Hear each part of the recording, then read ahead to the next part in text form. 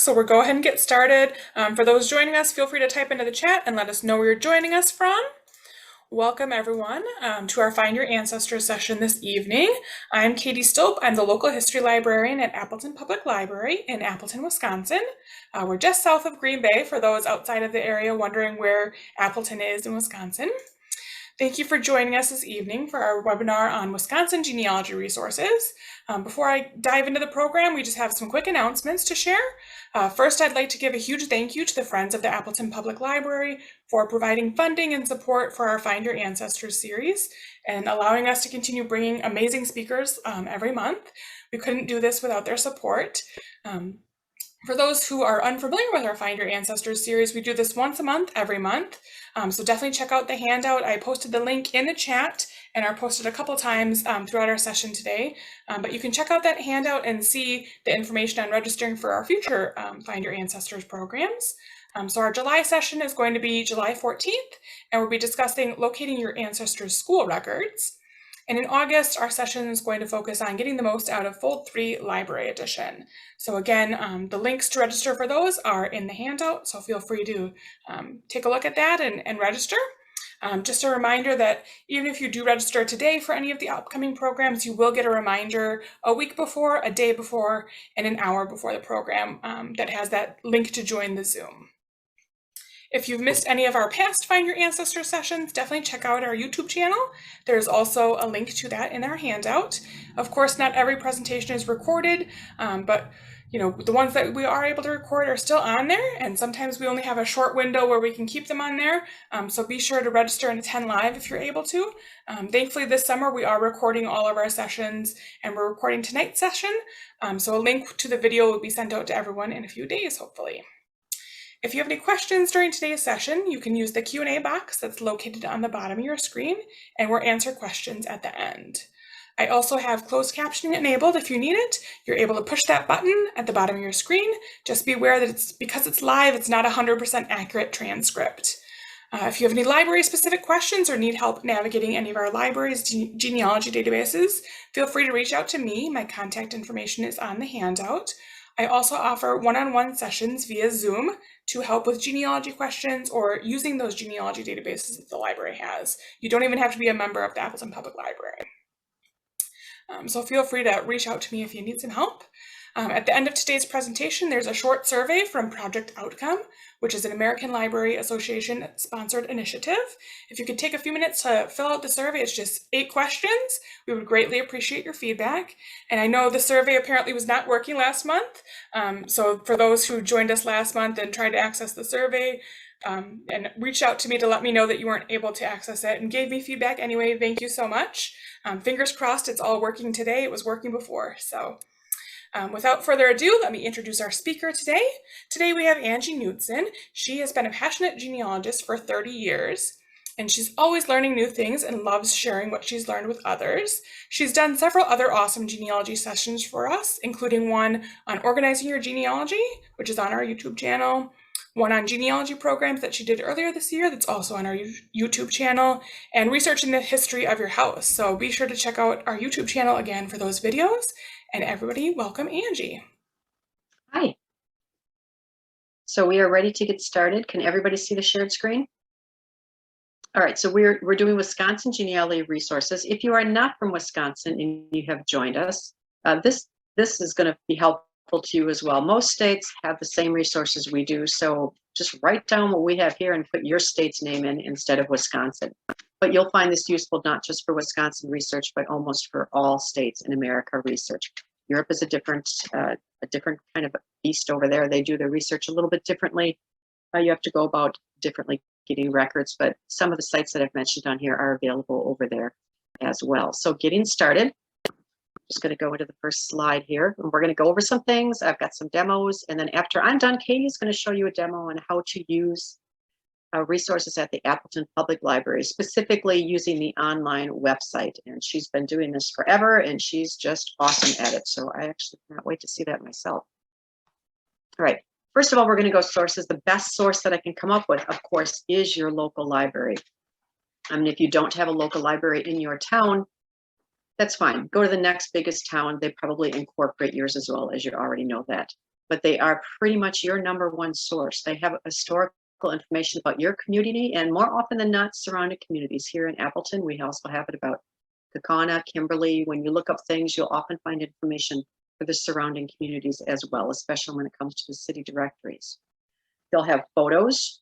Usually they'll have an archival or a memorial part to their page that will show you photos. They have city history, county history, phone books. Some you'll be able to see online. Some you are definitely going to have to go to your library and look at. Links to local historical societies, if you have one in your town. And they're great. Free versions of genealogy programs such as Heritage Quest or Ancestry. Both these programs are going to be limited. It's not as if you had purchased one yourself and have full access when you purchase them yourselves, but they are still excellent resources. And let's face it, these programs can be kind of expensive. So some of them you can access online, some of them you need to go into the library to use, but either way, you're saving yourself money doing it, and they are just great resources. The number one bonus I find at the library is there are librarians there to help you. And I have never, ever been steered wrong by a librarian. And they are always so friendly and always so very eager to help. So they are there. Don't be afraid to ask them. I'm positive that they'll just love to help you. And then there's also genealogical programs that they offer, such as this one. And then there might be some other things they offer online, or they might actually have displays in the library. I've seen quite a few things at ours. We're very fortunate here in Appleton. We have a wonderful staff and a wonderful library. Okay, I mentioned phone books in there, and I'm going to go over the importance of phone books. You're thinking, well, what do I want a phone book for? That's going to give me. It's not like I can call my ancestors anymore. No, you're right. You can't. Unless you have a connection to the spiritual world I'm not familiar with, you probably can't call them. But they give you a timeline of when your ancestors lived in this city, which is really important for you, because then you know their migration and maybe even possibly their family size. Oh, they lived in a house. Oh, now they moved to an apartment. Probably their kids are all grown up and gone, so they moved on. And older phone books also list occupations and sometimes even the house numbers. Those are usually from about before 1900 or before, I would say before 1920. And they can also tell you when street numbers changed. Here in Appleton, they changed all the street numbers. So what was the number of a house once was no longer, it was changed, it was different. And if you're doing historical house research or anything, you're going to need to know that. And looking in a phone book is one of the best ways to find that out. And they give you a history of who lived in your house. And then by deduction, you can figure out when that house was built. You can also figure out when one of the spouses died, because one year one name is listed and the next year that name isn't there anymore. So either A, they passed away, or B, they got a divorce. So you can kind of figure that out, and then you can narrow that down to a year range when you're looking for those obituary records or death certificates or divorce certificates. Now, the main thing is, of course, for your relatives to be listed in a phone book, they must have owned a phone. Pre-1900, that gets kind of iffy. Not everybody had a phone, probably more so the wealthy people. But after you hit 1900, it gets better. And you know, be surprised how many people actually got phones as soon as they came out. Right, so what I did here is I pulled up a listing from our Appleton phone book, and I believe this one is from 1910. And you can see, let's take the first line here. If I'm looking, and you can see where it says Keppel, August. Keppel Sturman's, that lists his residence, and then it also lists where he lives. The other one, the next one down, John's a wagon maker. He resides at the east of Maine and Doty. Right, so you can see that it lists here. And this one says that it's a miss. This one says he's a lab worker. This one works as a rag cutter. I mean, it's just really awesome that you can find out what your ancestors did when they were living, you know, in this town or in your town years ago. I have no clue what that is anymore, but it's so great that it's all in the phone book. And you can look people up by name, and in the older phone books, you can look them up by addresses. Some of the phone books will list streets. So I live on Newata Court, so I go to Newata Court, and then it tells me every house number on there and every person who lived there, which is really very helpful. So if I know he lived on Morrison Street, but I don't have a clue where on Morrison Street, I'll go to that section of the older phone books, and I'll look them up by street name, because they're all alphabetical listed, and then I can find out exactly where he lived. And there is nothing cooler than driving by your ancestor's house, taking a picture of it. As long as somebody doesn't report you to the police, you're not taking the picture inside the windows, I think you're going to be okay. But I've done that for all my ancestors' homes, and I found it very helpful. I found occupations I didn't realize that they did. Here, I thought my grandfather was always a carpenter. Turns out he worked for the railroad for quite a while. Turns out a lot of people worked for the railroad in Fond du Lac, but so it's very helpful. And most of those will be on the shelf. If they're not, ask your local librarian. She can help you find them. And if you key in, like I would key in Appleton City directories, and I can find them on the Appleton Library website as well. Some of them, certain years, you can pull up online and look at them right from your own home. Not every year, they just highlight a couple of them. Here in Appleton, it's especially the year that the phone books changed. Okay, they also have great hard copy collections about a city or state. You're probably not going to find your ancestors in there unless they were someone very prominent, but it helps you kind of get an idea of when your ancestors, according to their nationality, may have migrated into your area. You know, if they're Norwegians, the Norwegians came over between a 10-year period. The same with the Poles. The Poles were more prevalent in Wisconsin, and it tells you where they settled. There's a lot of Polish people in Menasha. There's a ton of them in Milwaukee. So there's certain towns. Stevens Point is another one. It helps you kind of narrow down the places your ancestors might have migrated to. And 75% of the time, they went where all the other people of their nationality went. So if their relatives lived in Menasha, sure enough, that's where they moved to. If their friends went to Milwaukee, sure enough, that's where they moved to. So these books are very helpful. And I've got just a few of them up here that we have at our library, but I'm guessing that you can find these at your library as well. They're very popular. And they're also available for purchase. And they're only about, I think they're about $10 a book. And probably at your local history museums where you can find them. Or online, Amazon, of course. Right, the other thing that is popular that I would like you to take a look at is you're thinking, well, find it, that's for every state. It is, but how do I find cemeteries in my state? How do I find them in Wisconsin? Or if I live in Michigan, how do I find all the cemeteries in Michigan? So before I go to that city, I know where these cemeteries are. I know how to get there, you know, and I know what they have. So this is you're gonna have to excuse me. I worked at a baseball game today and I'm just wiped out from being in the sun all day long. So I'm a little tongue-tied right now. This is the page you're going to see when you go on to Find a Grave. That is the biggest grave website on the internet.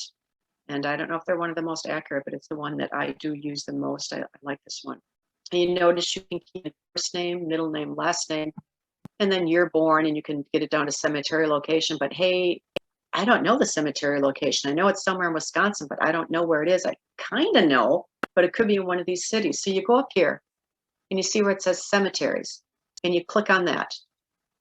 That's going to bring you to this screen. All right, and right here, I've keyed in Wisconsin, and then it'll automatically come up and say United States of America. That's all that you're going to key in is the state that you're looking for. And then after you hit search, and down here you can see it's kind of giving you a little bit of a map. It'll bring up in alphabetical order every single cemetery in the state of Wisconsin. So if I'm in Milwaukee, I know he died in Milwaukee, but my goodness, how many cemeteries does Milwaukee have?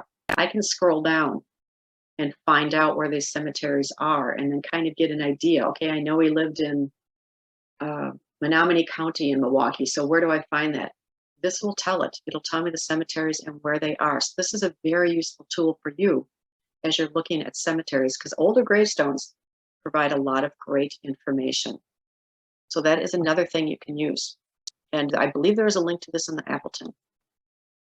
Okay, local newspapers, one of your greatest sources. Most libraries will keep copies of old newspapers on microfilm. If you're lucky, they may have digitized them.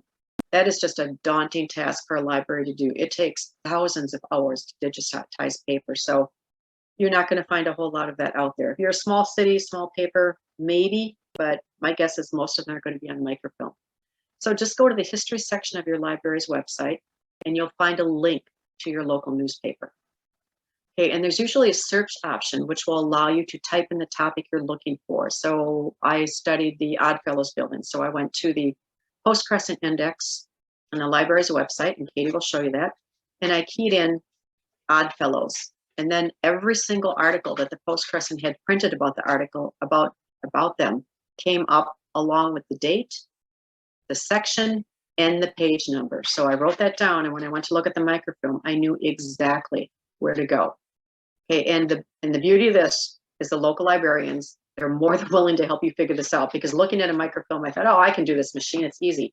No, guess what? It's not. I loaded the film in upside down. I couldn't get it right. I had the thing on wrong. It was crooked. I couldn't figure out how to make a copy of it. So before you sit down and just kind of start destroying the microfilm, ask them and make sure that you know how to use it. Okay, and another thing, when you're looking at a newspaper, just key in your ancestor's name. I keyed in Michalowski. I was amazed at what came up in Fond du Lac. I didn't realize they had been in the paper that many times. Found out I had some criminals in my background too, so that was a little interesting to find out. So those are things that are very helpful to use. If you have a subscription to newspapers.com, and would be a private subscription, you can also get on to your city's newspaper if they have allowed newspapers.com. If they've accepted them in and allowed them to go through their newspapers, you can find articles that way. But if you don't have one, your local library is going to be the best bet for looking at old newspapers. It's going to take some time. You start at the beginning of the reel of film, and sometimes you got to go all the way to the end until you find what you're looking for. But trust me, it is worth it, and you're just going to get a kick out of looking at the ads and the events and the things that were going on around that time that you're looking at. Sometimes I end up spending more time doing that than I do looking for the articles I need. Right, local historical societies and museums.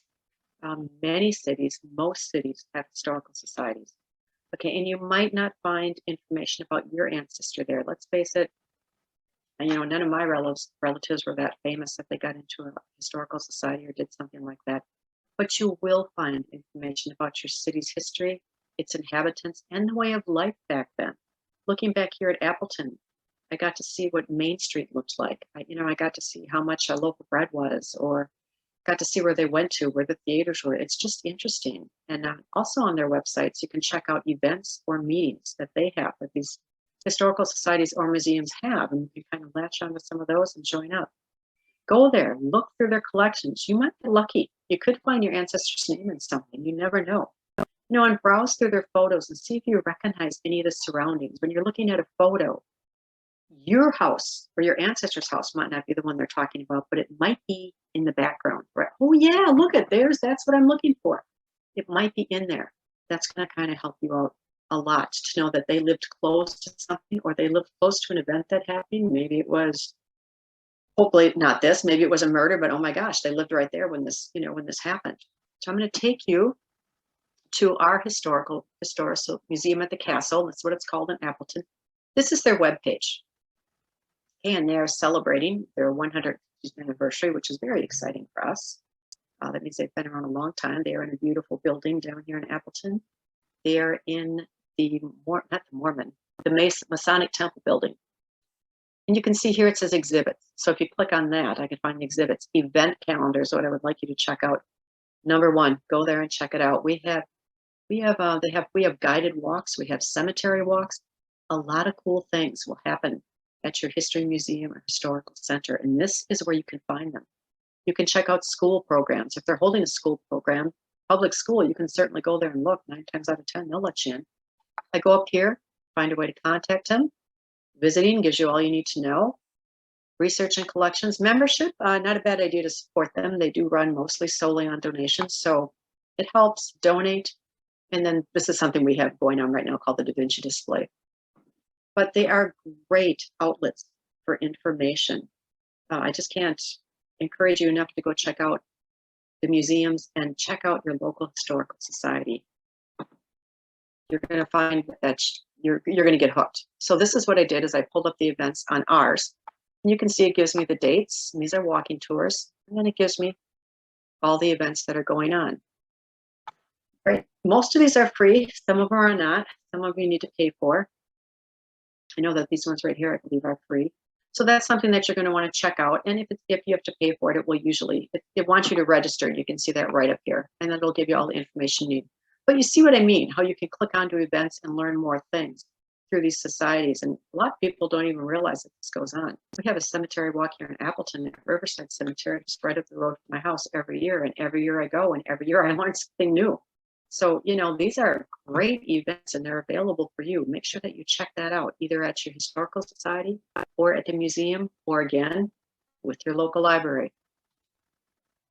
Okay, county deed offices, They are a must. For anybody doing research, you need to go to the county deed office in the city you are researching. So where your ancestor, and it's probably going to be, like I said, it's not going to be the city, it's going to be the county. And that's always usually one of the prominent cities here in Appleton, Allegheny County. It's right here. We have it. There you order birth or death certificates. You order real estate documents. Look at historical maps. Look at land transaction books. It's a ton of things. They are your resource for getting all the information that you need. You're probably going to have to pay for some of these things. If you order birth or death certificates, there's a fee. There's a fee for everything. It costs them time and money to copy those off for you. So it's understandable why they would have a fee.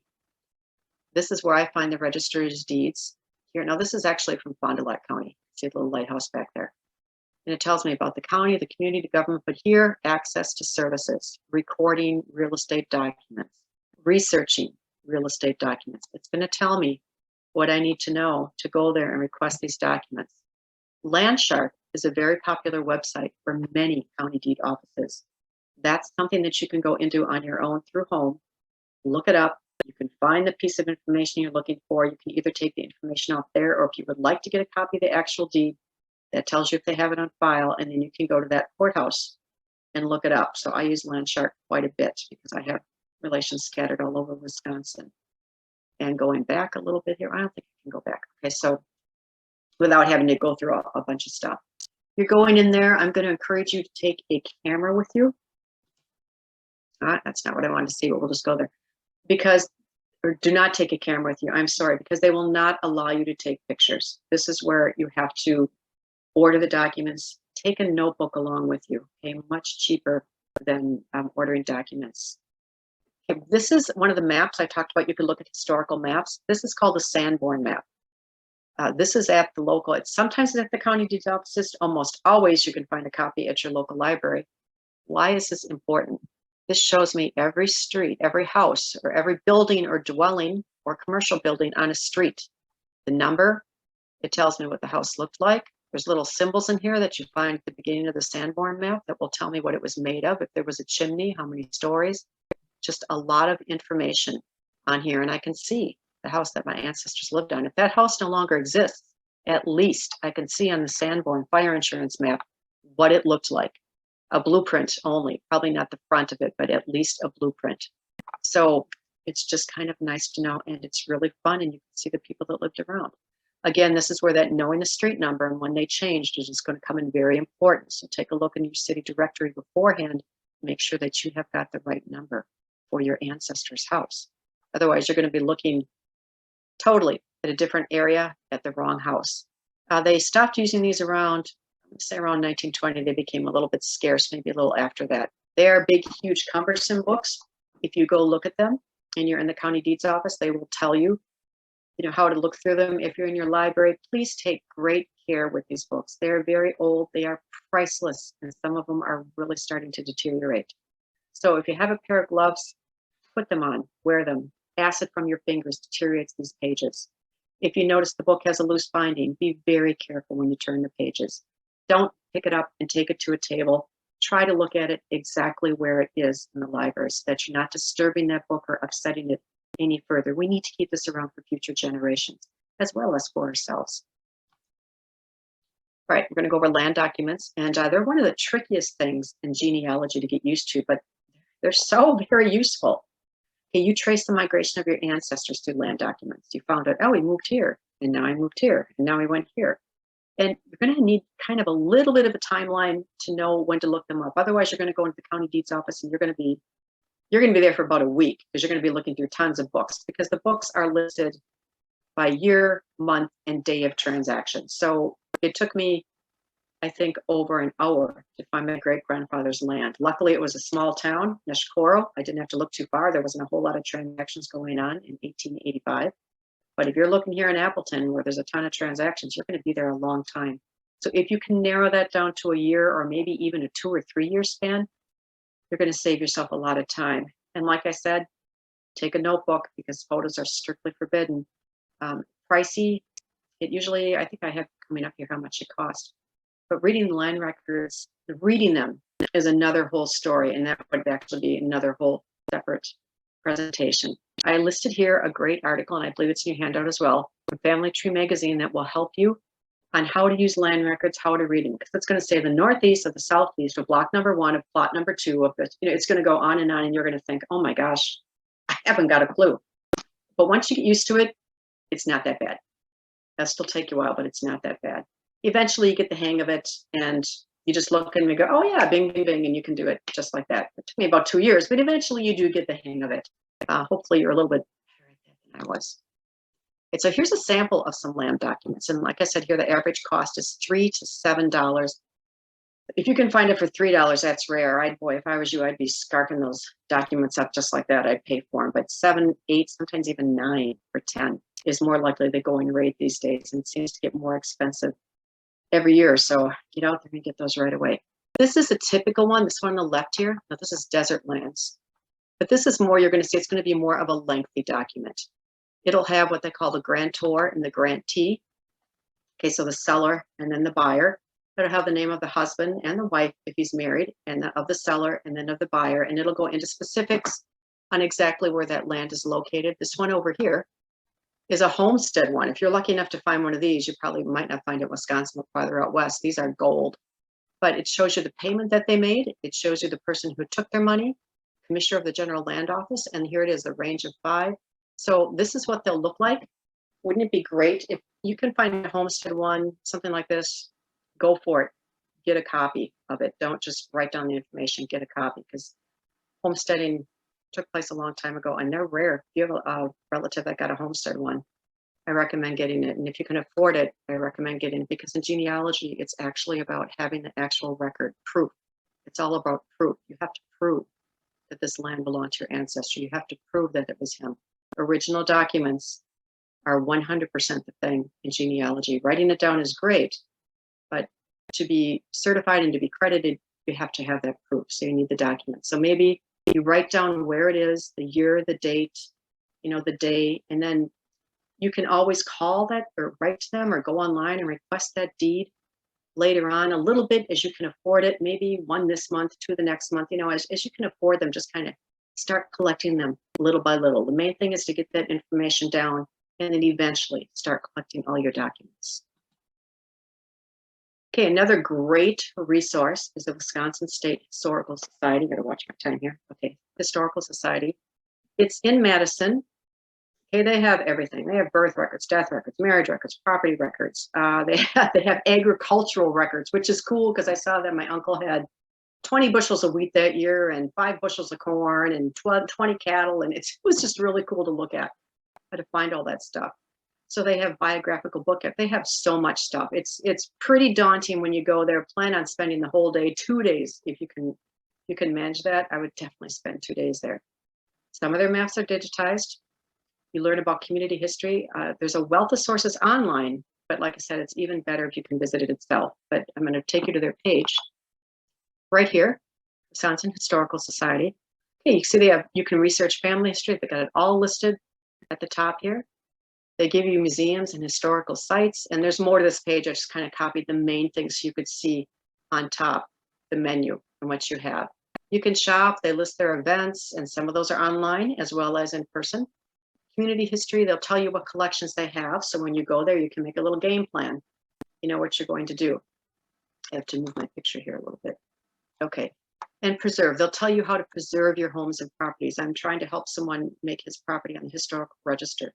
It's quite intensive, but they do a great job of telling you how to do that. So this is the page. All right. Okay, so if you're going to visit, if you've never visited them, for that, you've never visited them, it's like I said, it's an experience. You can see it online, but seeing the actual land book or document is well worth the time it's going to take you to drive there. Like I said, please have a plan in mind. Write down what you want to research. Do not veer off that plan unless you finish everything on your list. Then go ahead and, okay, now I think as long as I'm here, I'm going to look up Uncle Ernie and find out what I can find out about him.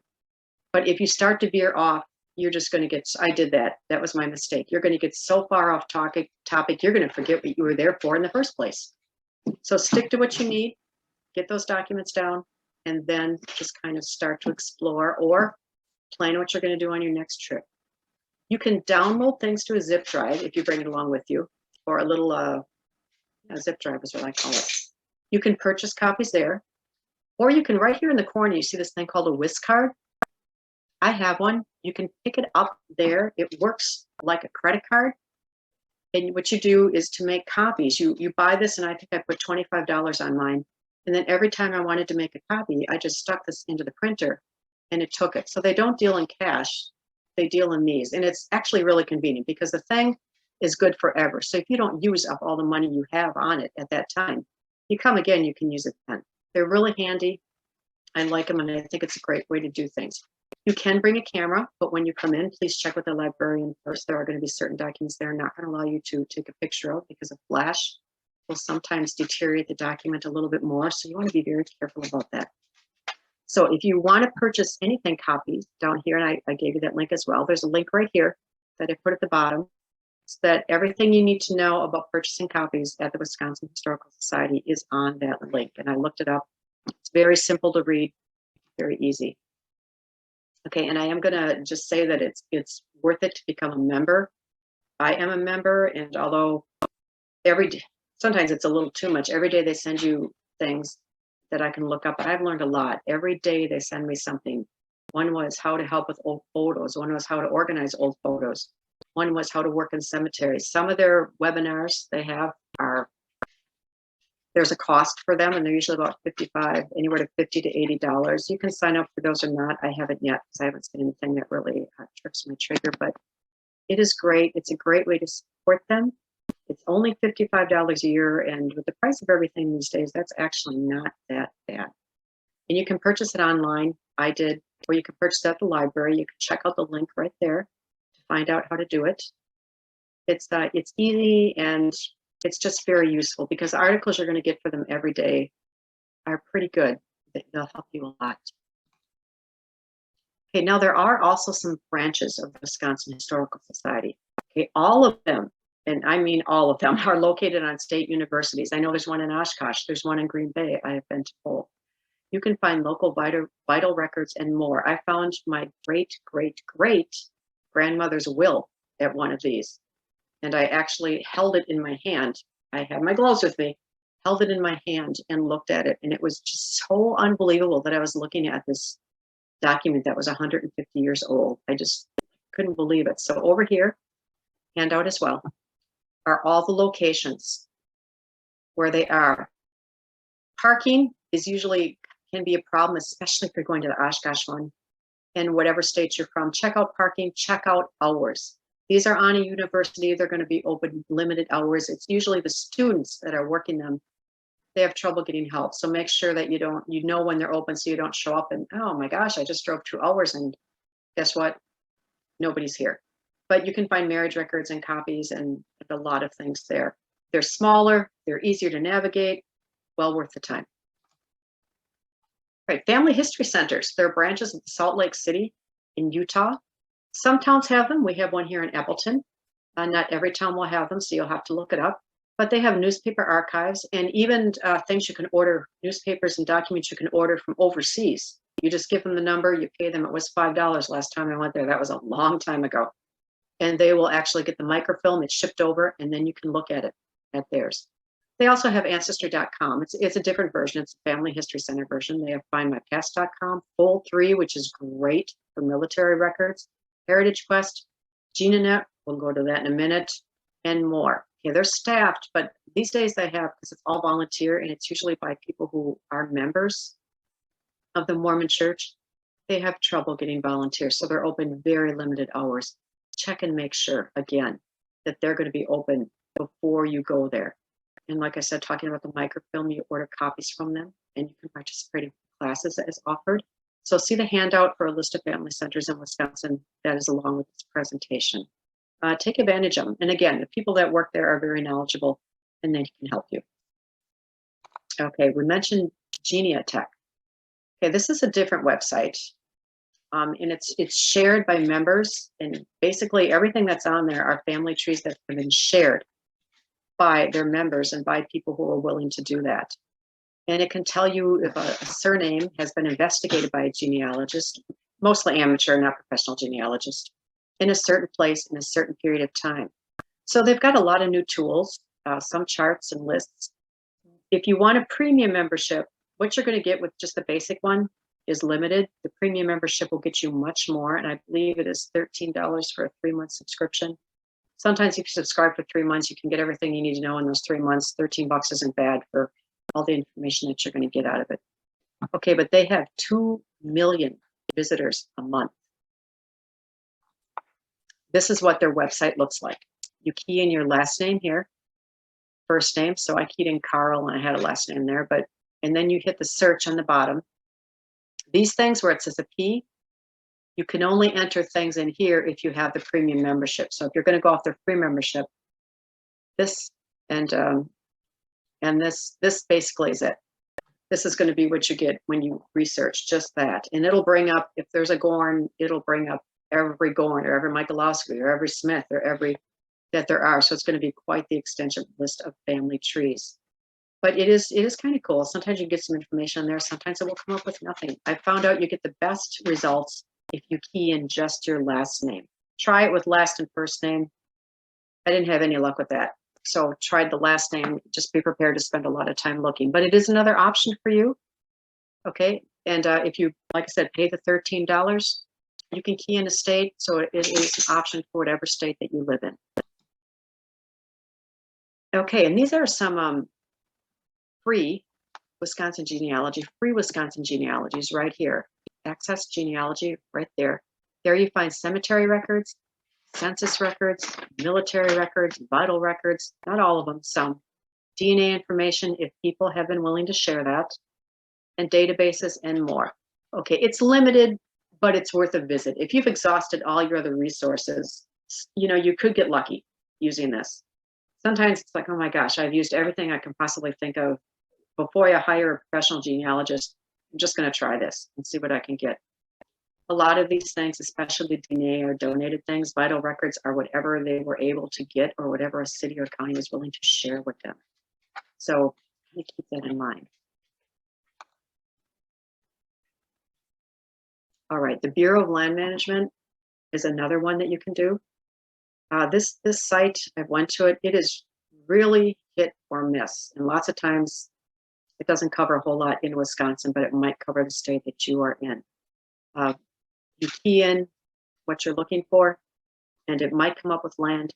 It might not. You're better off going to the courthouse and doing it that way. But give it a try. It's better for the Western states. It'll give you a list of the states that it covers. So Wisconsin is not one of them, but if you're in Wisconsin and you're looking for someone in a different state, this could be the place to go. Like I said, it's hit or miss, but it's out there for you should you desire to use it.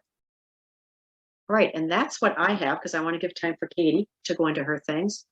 So that's my email.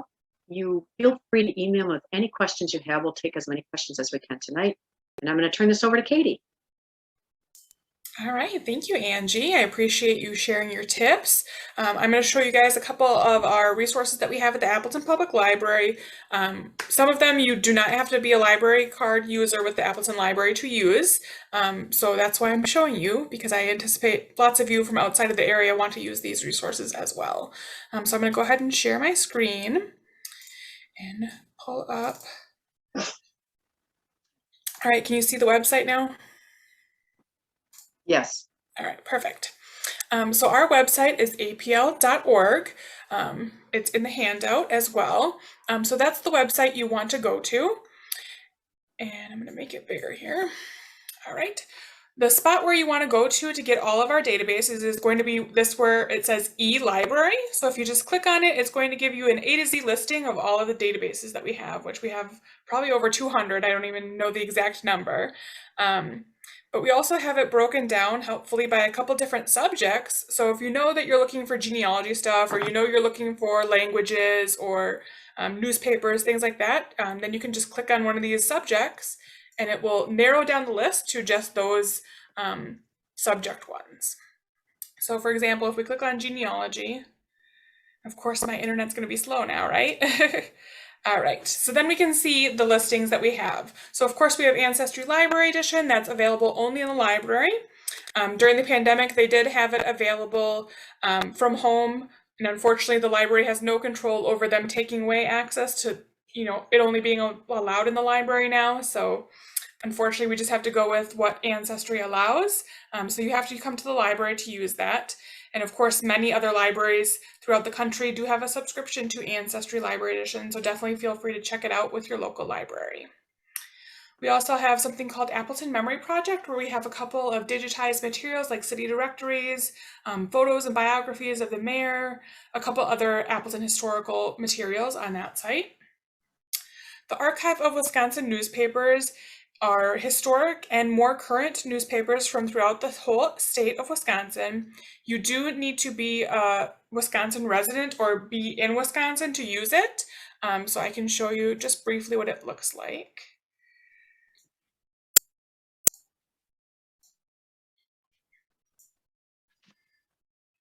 So yeah, this is where you would search for newspapers from 2005 to 90 days ago. This is the kind of not historic area of the website. So again, you just put in your search terms. It's going to show you what newspapers they have here for this time period. But of course, if you're looking for those more historic ones, up here in the top right corner, they have search historical newspapers. So if you're looking for something that's past 2005, more historic than that, you would want to click on that. And then it's going to give you, again, the same kind of search interface, and then the different newspapers that they have historic ones. So you can see there's one from the 1930s to 40s, there's some from 1858 to 1886. So a lot of wide variety, a lot of smaller town newspapers here from throughout the whole entire state. And again, it is only available for Wisconsin residents, unfortunately. So for those who are out of state, feel free to find a friend in Wisconsin and ask them to look up something for you if you need to. Going back to our site, we of course have a link to Family Search. So the Appleton Public Library is an affiliate library of Family Search. So what that means is that if you find a record on their website that is restricted where you can't see the image, and it says that you can view it in an affiliate library, what you want to do is you want to write down that microphone number or that collection name, and then come to the library or go to an affiliate library near you, and then you'd be able to look up that document at the library and get access to it, whereas from home you wouldn't be able to access it. You have to be in the affiliate library to view it. So that's something that you can do at Appleton Public Library. We also have Fold 3 Library Edition, which we're going to be talking about in our August Find Your Ancestors series.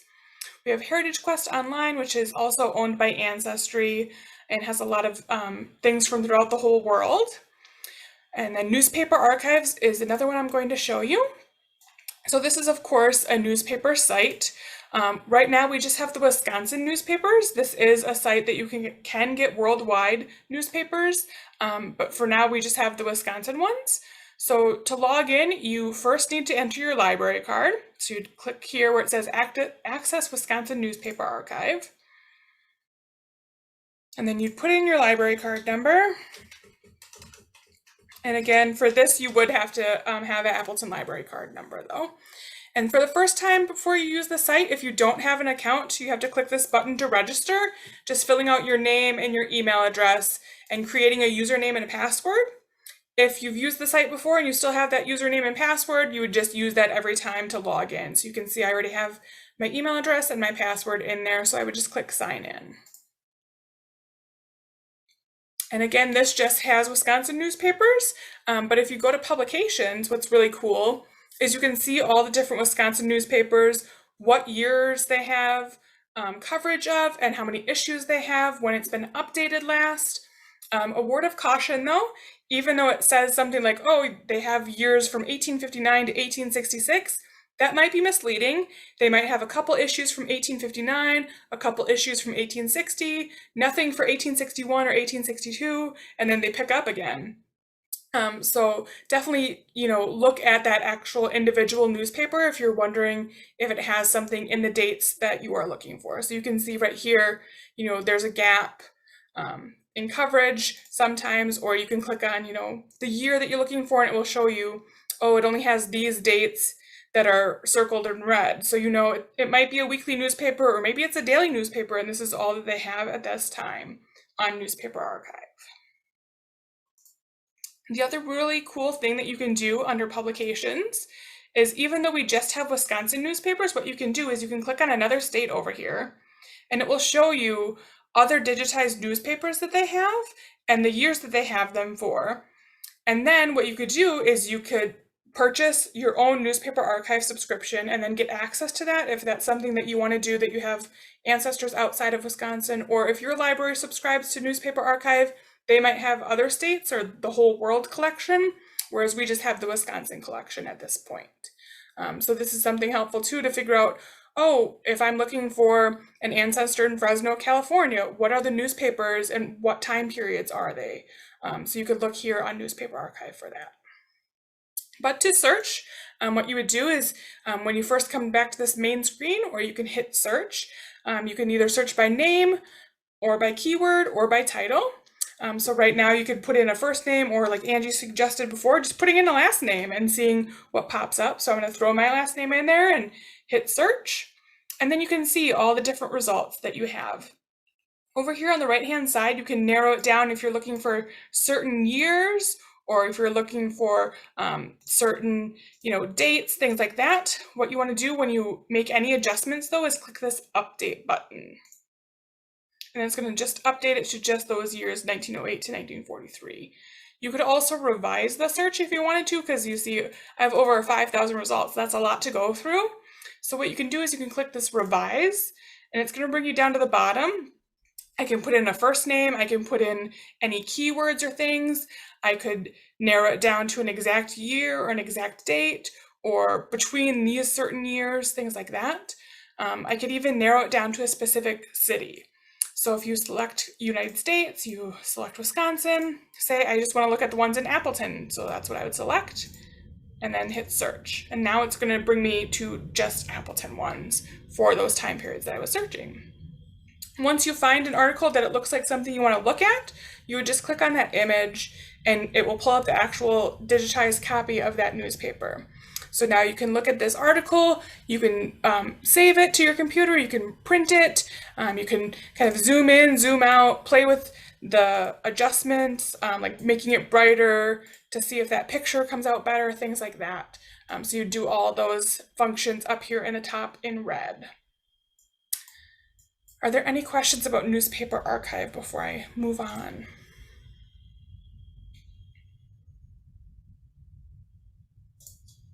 All right. So going back to our genealogy databases, we also have newspapers.com Library Edition.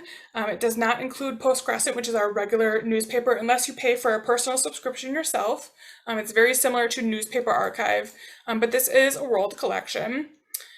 So again, you would be able to search just with a keyword, you can search with a date, a location, things like that. This does have worldwide collection, so not just Wisconsin, any newspaper that you're looking for in any of the states, as well as Canada. I think they have some Australian ones, things like that. So again, you could click on papers to figure out what newspapers they have. So say you're looking for newspapers in Appleton, you could type in Appleton, and it will tell you, oh, there's an Appleton Democrat, but that's in Missouri. There's an Appleton Era, that's in Appleton, Kansas. And then there's the Appleton Motor, which is in Appleton, Wisconsin. So that might be the one that you want to search for. And then it's going to search specifically just in this newspaper. If you want to search all of the newspapers, though, you just want to go to that main search screen, and you could type in your keyword here. So maybe I want to type in Conway Hotel. And I want to put it in quotes if it's something like a business name where you want those two things searched together, and you can hit search. So now I'm coming up with one that's in Pennsylvania. So if I wanted to look at that, I would just click on the image again, and it pulls up that actual image of the newspaper. Again, you can save it, you can print it out, you can zoom in, zoom out, you can play with the adjustments, making it brighter, making it darker, things like that. Whatever you need to do to be able to view it or save that actual article. I know these are super quick tutorials, but I'm just kind of giving you the bare bones of how to use these sites and show you how to access them. The next thing we have is our obituary index. So these are obituaries that are just from Appleton. But again, check other local libraries that you're searching in. So maybe you have ancestors in Oshkosh or Neenah or, Wausau, that maybe they also have an obituary index for their specific area, where ours is just for Appleton. So again, you could, search for a name here. So I'll put in, you could either do last name and first name or just a last name.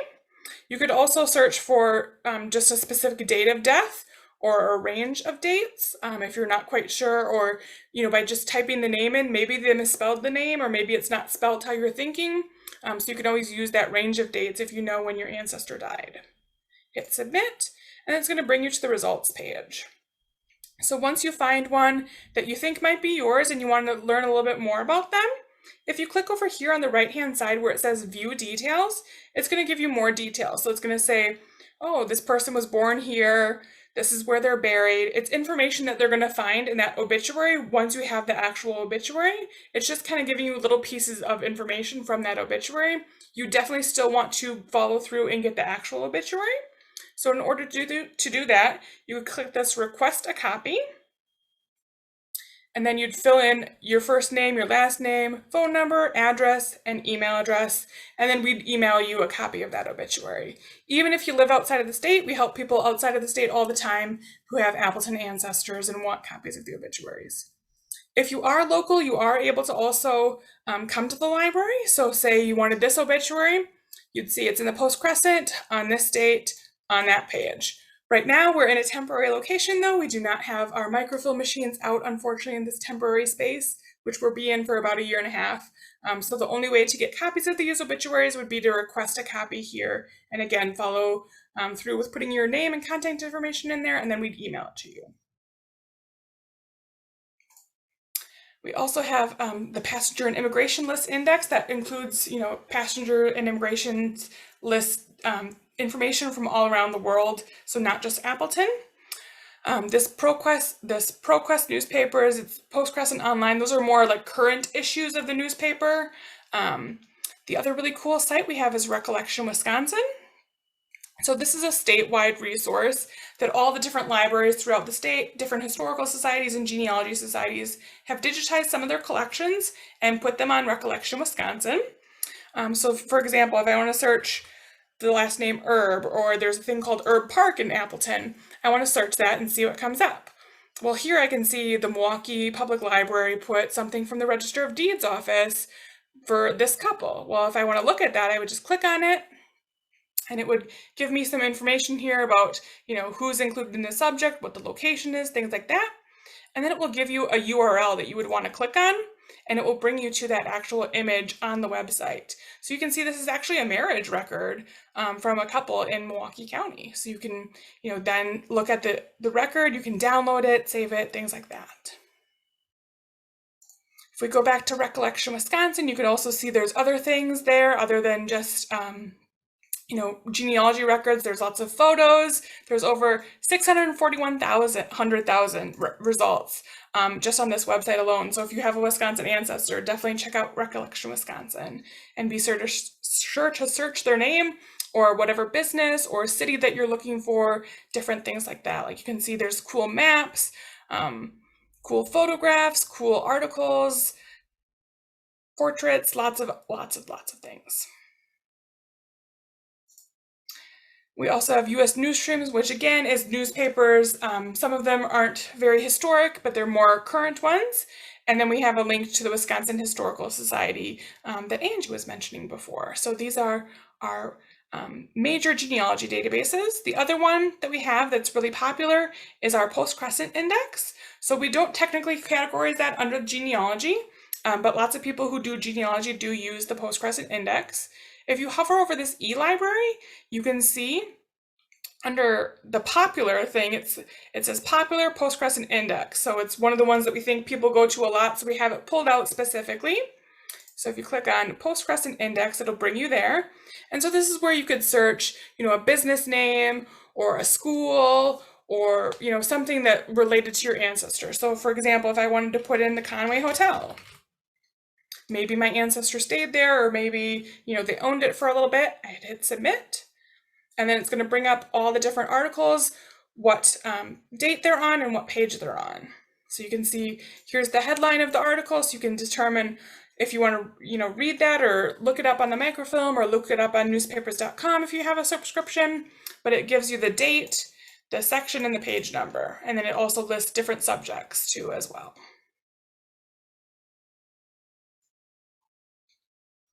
So I think those were all the things I was going to show you.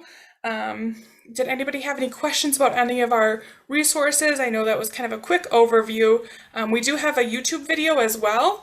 I'll show you quick our YouTube channel where we have a video specifically on how to use your InfoSoup library card, which is our Appleton Public Library card, to do genealogy.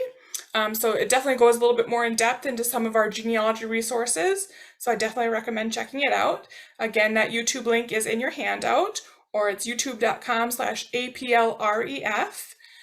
If you go to the playlist section, you'll see we have a whole Find Your Ancestors playlist. So you can see Find Your Ancestors series, and you can see all the different videos we have. So like this one that's popping up first is our Getting the Most Out of Ancestry.com, which was our presentation last month. But if you scroll over here, you can see all the other different ones, like the genealogy program one that Angie did in January for us. There's some on finding immigrant ancestors, Belgian ancestors, house history. Here's the How to Use InfoSoup library card for genealogy, and it's an 1.5-hour presentation. So again, I go really more in depth on how to use your library card, how to use those databases, and you can of course feel free to reach out to me to schedule a one-on-one where I will spend an hour with you talking about genealogy and showing you the different databases. So we're happy to take questions now. I'll post the link of the handout again here in the chat.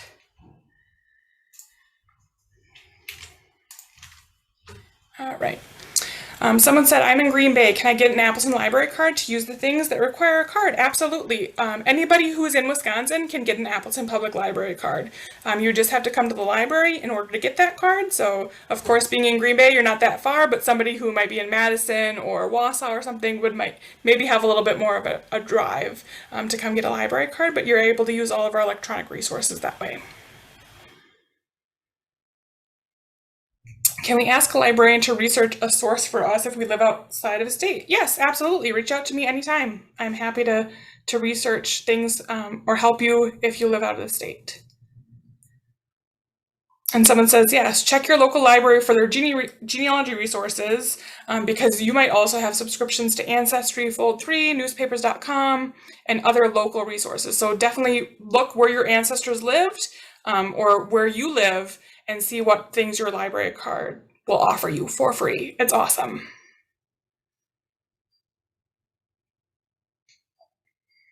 Let's see.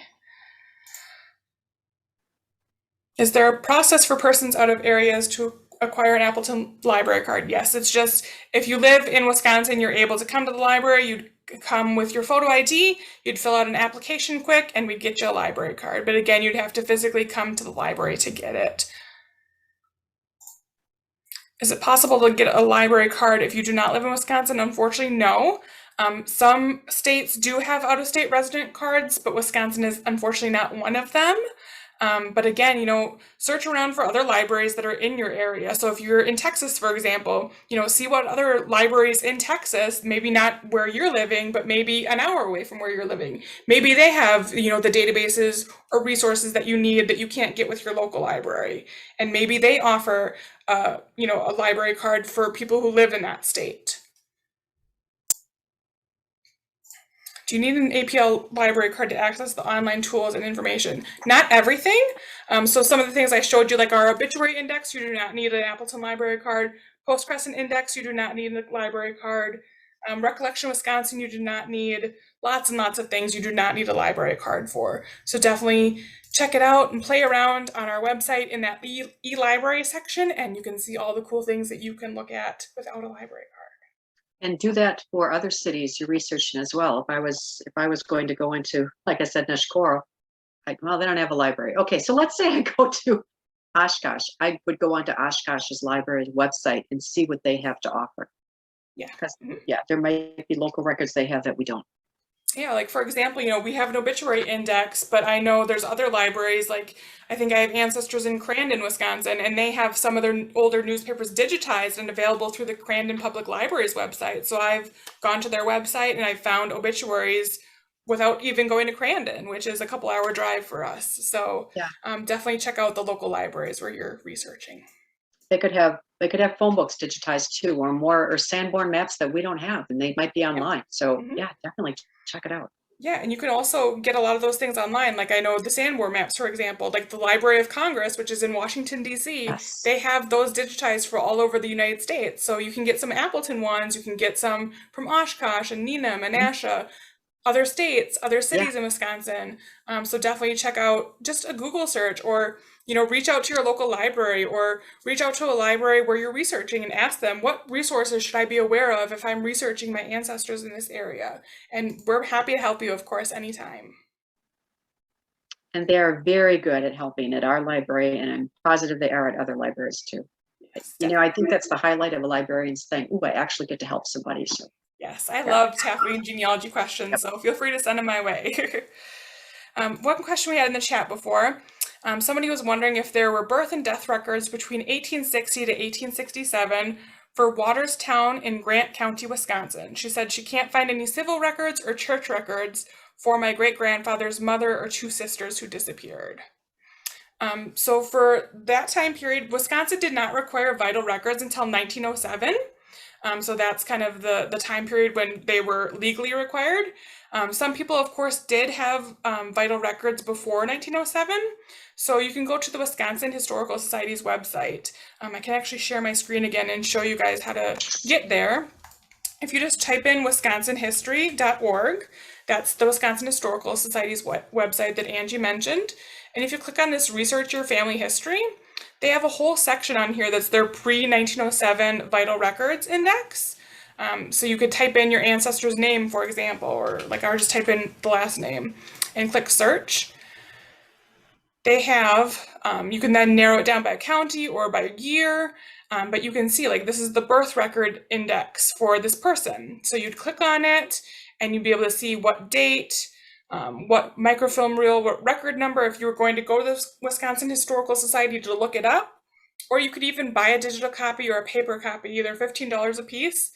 So if you have a lot of people to look up, you definitely probably want to make a trip to Madison or one of the area research centers in order to look this up.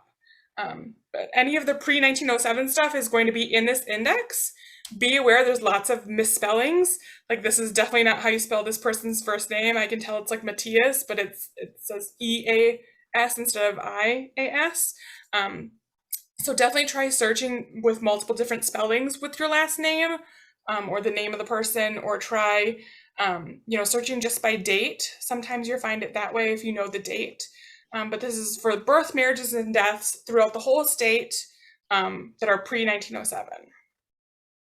if you're lucky enough to know, if it's tough, but if you're lucky enough to be able to trace it to present day ancestors, look for Family Bible. Especially that era, they kept all their records in the Family Bible, birth, death, everything.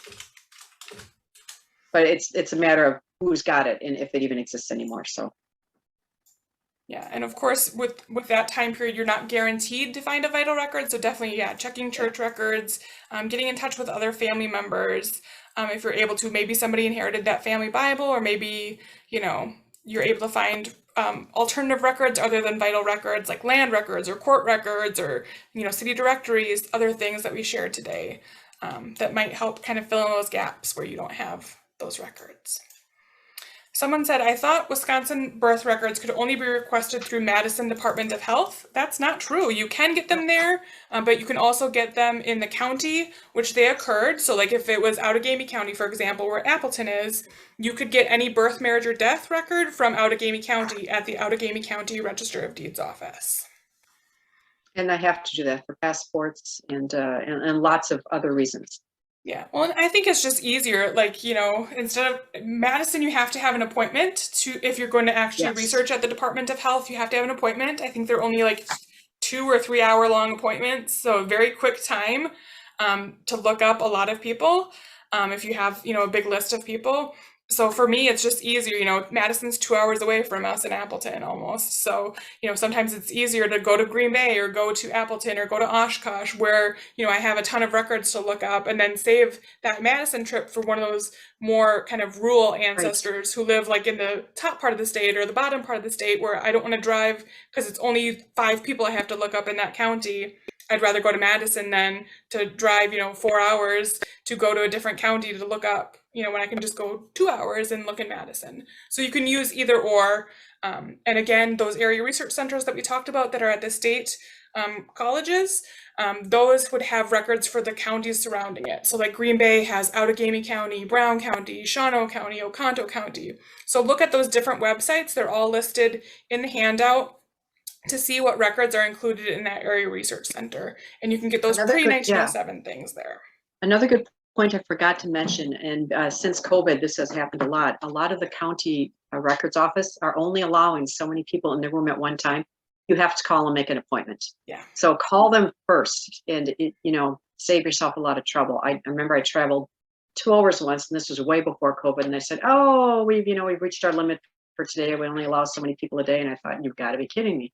But I didn't know that. And I see somebody asked about Catholic church records. Unfortunately, that is one of the hardest churches I've had to work with. You're best to go to the church itself. And I've talked with the diocese in Madison. I've talked to the diocese in Green Bay. They are not required, they say, to give you that, to allow you access to that information. I don't know why, if you can prove you're a relative, but it's just part of their policy. So if you can go to the church and maybe sweet talk them a little bit, you might get a little farther. Go to money the church donations gets you a yeah, little... I'm telling you, I actually donated $10 and I actually finally got into the church in Princeton. But yeah, money works well, donations. And just be a pest. Just keep after them and keep after them and keep after them. Finally, they'll just ask you to get rid of you.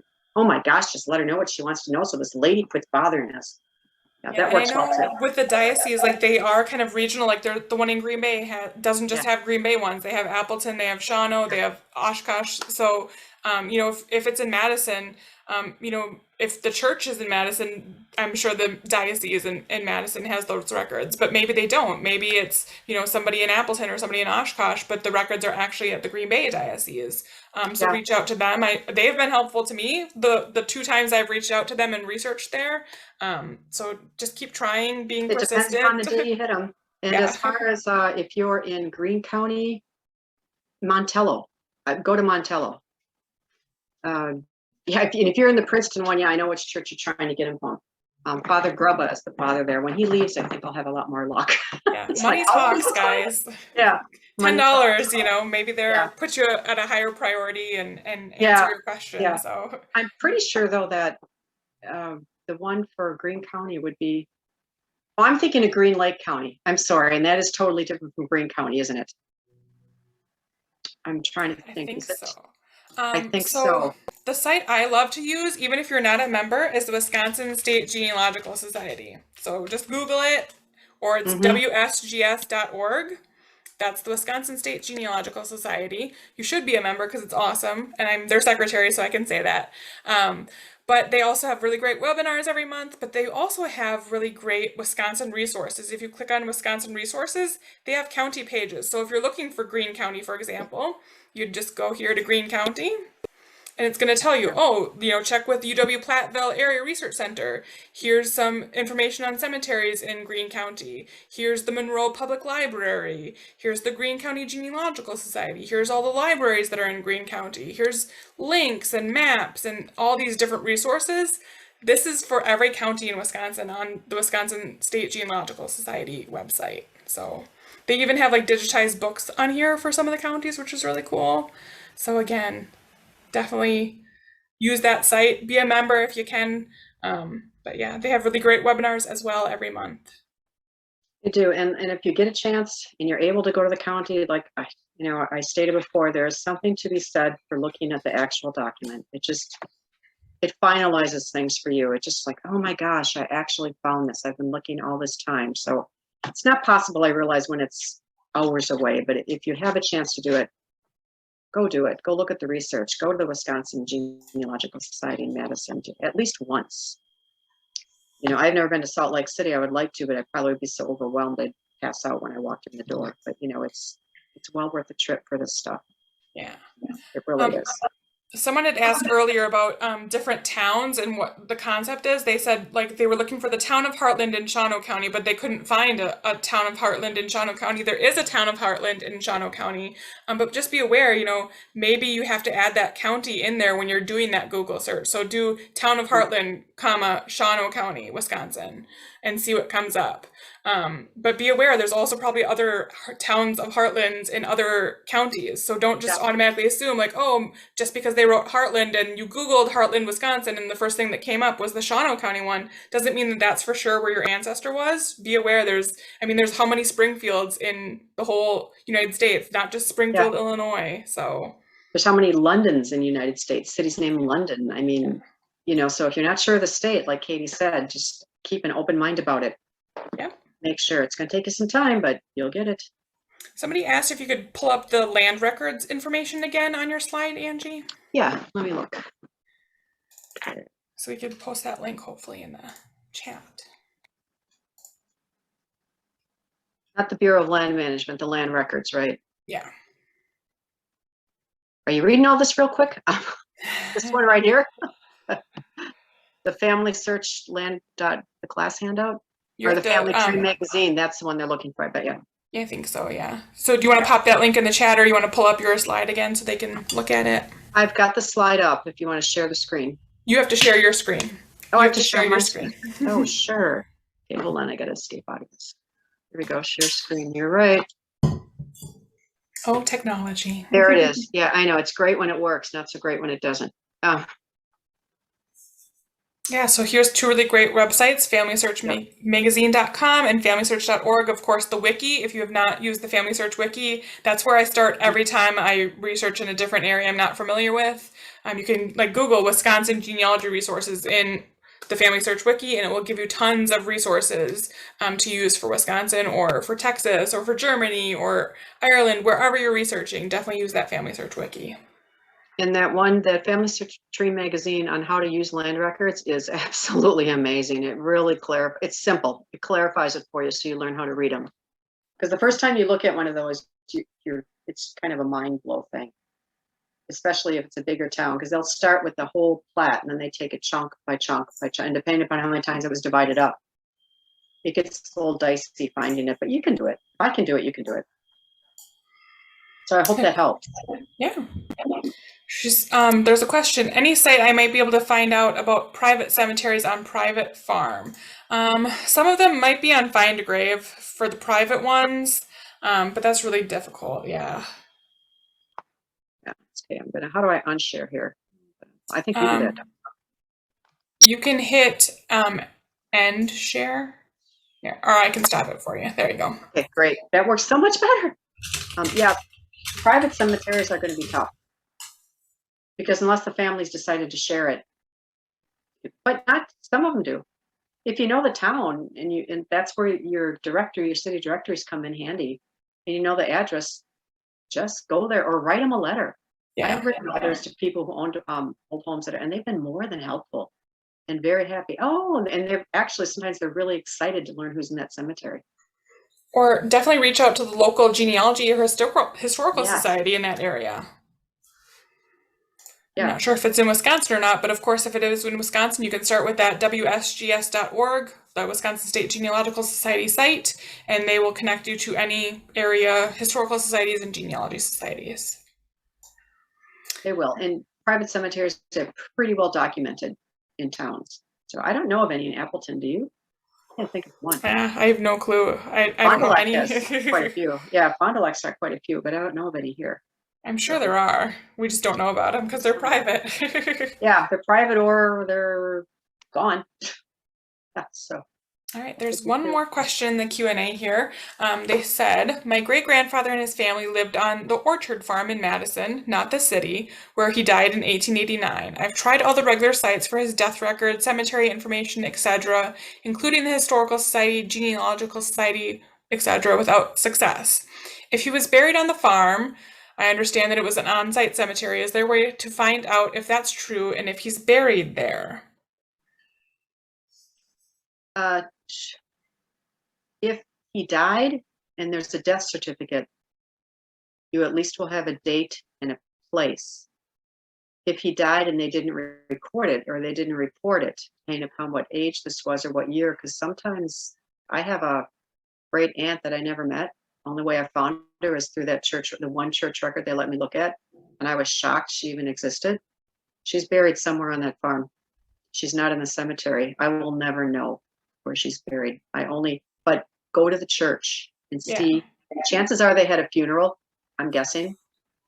And then if it's in the church and you can't find it in the regular cemetery, I'm going to guess he probably is buried on there. There's no certain way you can ever know if he's in a private cemetery, short of going there. And even then, if they didn't mark the grave, hard to say. I mean, look at Appleton here at the County Mental Institute, where all those people were buried and nobody ever even knew. Yeah. So yeah, it happens, but definitely use the church as your resource. And they might even have a note in there too, buried at family cemetery. And definitely, like, maybe the newspapers too in that area during that time period might say something as well. Yeah. Don't discount newspapers. You can find lots of stuff in newspapers. And go to lots of people didn't use a funeral parlor back then, depending upon how long ago it was. But if there was one there, go there and see if their records are amazing. That's what I should have mentioned. Go to the local funeral parlors in your city or your state, for the city you want. They keep their records. This one that I went to had horse and buggy funerals in it. I mean, they keep their records, and it tells you where they were buried and all that stuff, because that's where they hold the final, the burying. So that would be a really great way. If he was buried in a funeral home, if that existed, probably can find out right there. Yeah, so luckily, maybe. Lots of times people couldn't afford that. They just had the funeral at their house. Mm-hmm. Yeah, but the priest or the reverend was usually there, so he would have documented it. And don't just assume that, things were kept locally. You never know, who took possessions of those records. So like, a lot of records from throughout the state go to the Wisconsin State Historical Society, or they even have records from different states. Like there's a lot of really great, like, civil rights movement stuff at the Wisconsin Historical Society. Well, Wisconsin didn't have a whole lot to do with the civil rights movement, Right. but we have a huge collection on the civil rights movement from the archivist collecting from those southern states that were really, hard hit during that time. So don't just assume, oh, it's Wisconsin Historical Society, they only have Wisconsin stuff. No, they have stuff from all over the United States. Like I have found newspapers even there from like New Jersey, New York, Pennsylvania. There's stuff for every state at the Wisconsin Historical Society. They're, I think, second or third best genealogy library in this area, I think. Maybe I'm just making that up, but they're really great. I agree with you. And there's many, many rooms there. They have all the vital records. They have everything. So if you have to go to 20 different cities, go there and you can probably look up everything you need to know there. They might not have the original copy, that you can hold in your hand, but they will actually have it on film or digitized so that you can get a copy of it. It's just, if you, rather than travel, unless you want to travel to cities, like I said, that's fun actually. Yeah. But with the price of gas nowadays, it's not always feasible. So, but if you go there, you'll find it. I found stuff I didn't even know existed. Absolutely. And if they owned a farm, go look up at agricultural, because it's just a blast. Yeah, I agree. Someone asked in the Q&A box, she said, or he said, he purchased a copy of a 1949 death certificate from Cook County, Illinois, and they haven't been able to find an obituary or death notice in newspapers. Is it possible there wasn't an obituary? Of course, not everybody was required to have an obituary. Keep searching though, search different ways, don't just search with the first name, last name. Like maybe they made an initial for his first name and just had the last name, or maybe they spelled the last name wrong.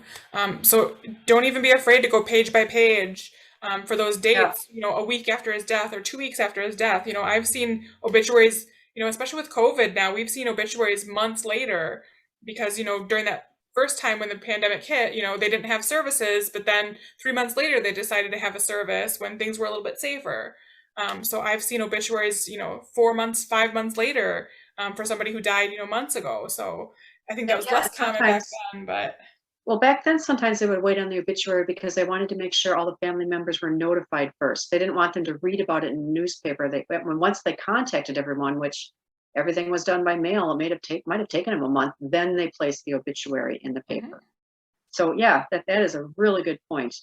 Be prepared to look, or just keep an open mind and look a couple weeks before. Again, go to the funeral home; they'll have the obituary. Yeah. And Yeah, don't be afraid to look outside of the area. Maybe, wherever he was from, that was his hometown or where he was born. Maybe they had an obituary and they didn't have an obituary in Cook County because Cook County is huge. true. And, Yeah. Chicago, you have to pay a lot of money to get an obituary in the newspaper there. Well, maybe it was cheaper for him to get his obituary in Wisconsin where he was born or whatever. So search other places where he might have lived to see if his obituary is there, or where his family lived. Maybe they put an obituary where the family lived and not where he died. Yeah. And a lot of people didn't subscribe to the paper, so they felt, why should I put an obituary in the paper? I don't know anybody who has the paper. So, and they couldn't afford it. Like you said, it's expensive. So yeah, even more so now. I feel like people are more so doing them through the funeral homes and not even doing the newspaper anymore. Everything's online. Yeah, and a lot of it's by word of mouth now. They'll send out an email, it goes out to everybody, and yeah, it does. Well, those were all of our questions, but if there's any other ones, feel free to type in and let us know. And thanks everybody for joining us. I hope you'll join us next month. Again, July 14th, we're going to be talking about researching your school records. Our speaker is going to be Melissa Barker, who's the archive lady from Tennessee. So she's great and will teach us all about finding school records for our ancestors next month. Sounds good. Thank you very much, everybody. Yeah, thanks so much for joining us this evening. And thanks again, Angie, for all your advice. Oh, my pleasure. Yeah. Okay. Hopefully we'll see you again soon. Well, Katie, I know I'll see you again soon. Of course. And I'll have the recording of this up hopefully tomorrow, and send out an email to everybody with the recording as well as the handout and chat transcript and everything else. So feel free to reach out via email though if you guys need anything, and take care. Have a good night, everyone. All right, you too. Have a good night. Get out there and enjoy the weather. Yes. All right, bye-bye. Bye.